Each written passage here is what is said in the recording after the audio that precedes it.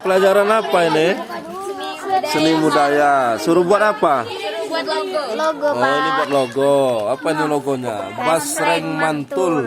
Apa mantul? Kok bisa mantul ngapa? Atau tadinya tuh mau bikin Enggak, maksudnya mantul tuh ngapa? Rasanya enak? Apa habis nendang itu habis makan jadi mantul-mantul apa kan? Ya harus ada artinya ini itu kan logo. Papa yang buat logonya. Oh, apa yang buat logo? Pakai apa, Pak? Canva? Tanpa iya. Wah. Terus nempelinnya pakai apa itu? Double tip. Oh, double tip. Kertas biasa ya, bukan kertas apa? Bukan kertas tempel itu ya? Bukan stiker yang tempel. Iya. Wah, keren ya. Ini fotonya dari mana? Foto basrengnya foto sendiri? Oh, memang udah ada. Oh.